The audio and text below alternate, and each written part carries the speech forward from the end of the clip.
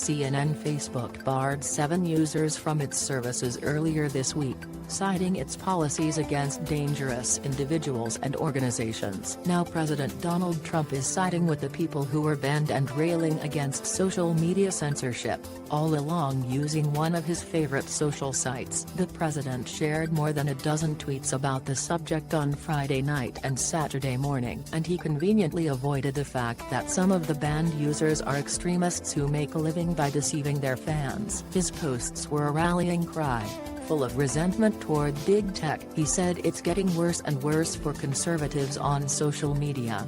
But Facebook, the executives say this has nothing to do with ideology or political party. It's about safety. We've always banned individuals or organizations that promote or engage in violence and hate, regardless of ideology, a Facebook spokesperson told CNN Business when the bans were put into effect on Thursday. The action affected Nation of Islam leader Louis Farrakhan, who's notorious for using anti-Semitic language, Paul Nunn, an anti-Semite who unsuccessfully ran for Congress in 2016 and 2018, and far-right conspiracy theorist Alex Jones. Jones and his media outlet InfoWars had previously been banned from Facebook, but had maintained a presence on Instagram, which is owned by Facebook. Jones and InfoWars have now been evicted from Instagram as well, although there are questions about how thoroughly the ban is being applied. The other banned individuals are the fringe right-wing media personalities Paul Joseph Watson, Milo Yiannopoulos and Laura Loomer. The president is showing particular support for Watson, an InfoWars personality notorious for spreading misinformation. In the past, Watson has peddled conspiracy theories about the unsolved murder of DNC staffer Seth Rich, the September 11 terrorist attacks, and so-called chemtrails. On Friday night Trump tweeted about Watson's ban, and on Saturday morning he retweeted a video Watson made criticizing Facebook about it. He also retweeted a bizarre video about Islam from a user named Deep State Exposed, and he called out Twitter, on Twitter, for blocking actor and right-wing personality James Woods' account. A Twitter, TWTR spokesman confirmed that Woods' account will be restored if he deletes a flagged tweet that violated the site's rules. For the president and his allies, all of this contributes to a familiar storyline. Republican leaders and right-wing media outlets have been loudly accusing social media giants of bias and censorship at the same time that the companies have been taking steps to reduce toxic content on their sites. The president has repeatedly cherry-picked examples to make his case against the sites. On Friday night he claimed that Diamond and Silk,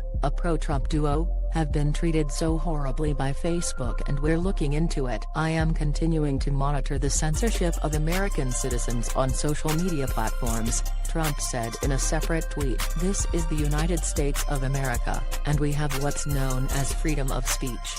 We are monitoring and watching closely. Users do not have government-protected freedom of speech on privately owned platforms like Facebook. The president recently invited Twitter CEO Jack Dorsey to the White House for a meeting that touched on Twitter's rules and other topics. Hours before the April 23 sit-down, Trump complained, on Twitter, that the site is very discriminatory and does not treat me well as a Republican. He accused the company of constantly taking people off list, an apparent reference to Twitter's efforts to weed out bots and other fake followers platform-wide that artificially inflate follower counts of users, including the president's. Claims of big tech censorship have also made their way to Congress. Lawmakers have held various hearings this year on the so-called practice of social media filtering. At the hearings, Republicans like Steve King of Iowa have cited articles from far-right media outlets like The Gateway Pundit to accuse social media companies of bias against conservatives. At one hearing last year, the Diamond and Silk duo was even invited to testify. The politicians that advance these complaints understand that the narrative resonates with, and whips up, the conservative base. That's what the president's Twitter feed looked like on Friday night and Saturday morning. After retweeting lots of critics of big tech, He asked when media outlets will apologize to me for knowingly getting the Russia collusion delusion story so wrong. Then he suggested he likes the idea of some social media bans, if they affected the sources he can't stand. He asked, why is at New York Times, at Washington Post, at CNN, at MSNBC allowed to be on Twitter and Facebook? Much of what they do is fake news. Twitter and Facebook spokespeople did not immediately respond to requests for comment.